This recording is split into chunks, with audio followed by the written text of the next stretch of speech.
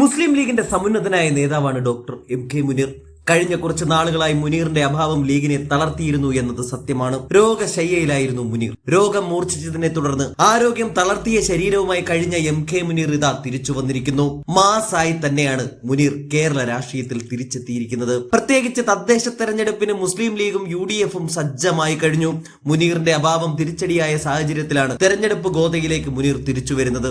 നിയമസഭാ തെരഞ്ഞെടുപ്പിനും ഇനി മാസങ്ങൾ മാത്രമാണ് ബാക്കി നിൽക്കുന്നത്. കോഴിക്കോട് ജില്ലയിൽ മുസ്ലിം ലീഗിനും UDF-നും ശക്തമായ ഊർജ്ജമാകാൻ കരുത്തുള്ള നേതാവാണ് മുനീർ. വരുന്ന വരവിന് കേരള പോലീസിന് കണക്കിന് കൊടുത്താണ് മുനീർ സാഹിബ് സജീവമാകുന്നത്. കോഴിക്കോട് താമരശ്ശേരിയിലെ അറവ് മാലിന്യ സംസ്കരണ കേന്ദ്രമായ ഫ്രഷ് കട്ടുമായി ബന്ധപ്പെട്ട് പ്രദേശവാസികൾ നടത്തുന്ന സമരവേദിയിലാണ് മുനീർ സാഹിബ് എത്തിയത്. കേരളത്തിലെ പോലീസിന് ശമ്പളം നൽകുന്നത് ഫ്രഷ് കട്ടിന്റെ ഓഫീസിൽ നിന്ന് അല്ലെന്നും ജനങ്ങളുടെ നികുതി പണമെടുത്തിട്ടാണെന്നും എം.കെ. മുനീർ പറയുന്നുണ്ട്. മര്യാദയ്ക്ക് ജോലി ചെയ്താൽ കൊള്ളാം, ഇല്ലാത്ത പക്ഷം ഞങ്ങളും മര്യാദ മറക്കുമെന്നാണ് ഡോക്ടർ എം.കെ. മുനീർ പറയുന്നത്. നൂറുകണക്കിന് പോലീസുകാർ നോക്കി നിൽക്കെ അവരുടെ മധ്യത്തിൽ നിന്നാണ് മുനീർ വെല്ലുവിളി നടത്തിയത്.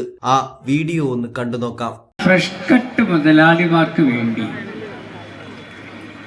കേരളത്തിലെ DIG മുതൽ DSP മുതൽ എല്ലാ ഉദ്യോഗസ്ഥന്മാരും ഫ്രഷ് കട്ടിന്റെ സംരക്ഷകരായി മാറിയിരിക്കുകയാണ്. നിങ്ങൾക്ക് ശമ്പളത്തിന്റെ തൊട്ട് തരുന്നത് ഫ്രഷ് കട്ടിന്റെ കമ്പനിയല്ല, ഞങ്ങൾ നികുതി പണമാണ് നിങ്ങൾ ഓർക്കുക. അതുകൊണ്ട് മര്യാദയ്ക്കാണ് പോലീസെങ്കിൽ ഞങ്ങളും മര്യാദയ്ക്കാണ്.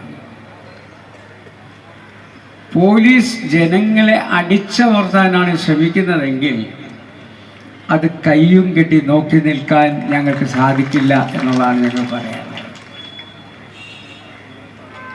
കഴിഞ്ഞ 5 വർഷമായി എന്തെങ്കിലും സംഘർഷം അവിടെയുള്ള ജനങ്ങൾ ഉണ്ടാക്കിയിട്ടുണ്ടോ? ഇപ്പോൾ പോലീസിനെ കയ്യേറിയ കേസിൽ സ്ത്രീകളുടെ പേരും കുട്ടികളുടെ പേരുണ്ട്. സ്ത്രീകളും കുട്ടികളും ഒരുമിച്ച് പോലീസിനെ നേരിട്ടു എന്ന് പറഞ്ഞാൽ അത് വിശ്വസിക്കാൻ മാത്രം മൂഢരായവരല്ല ഈ കേരളത്തിലുള്ളത്. ഞങ്ങൾ എത്ര പ്രാവശ്യം കളക്ടർ മുന്നിൽ പോയി, കഴിഞ്ഞ ആഴ്ചയും കളക്ടർ മുന്നിൽ പോയി. അവിടെ പോലീസ് ഉദ്യോഗസ്ഥരുണ്ടായിരുന്നു. ഞങ്ങൾ പറഞ്ഞ് നിങ്ങൾ വീടുകൾ കയറി റെയ്ഡ് ചെയ്യരുത്,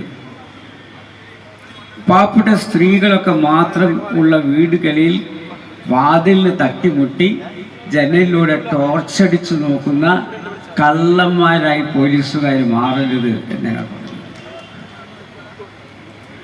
അത് നിർത്തിവെക്കും എന്ന് കളക്ടർ ഉറപ്പ് തന്നതിൻ്റെ പിറ്റേ ദിവസം ആ റെയ്ഡ് തുടരുകയാണ്. കളക്ടർ പോലും ഞങ്ങളെ വാക്കിന് വിലക്കെടുക്കുന്നില്ലേ എന്ന് ഞങ്ങൾ സംശയിക്കുകയാണ്. അല്ലെങ്കിൽ കളക്ടർ പറയുന്നത് കേൾക്കാൻ പോലീസ് തയ്യാറല്ല.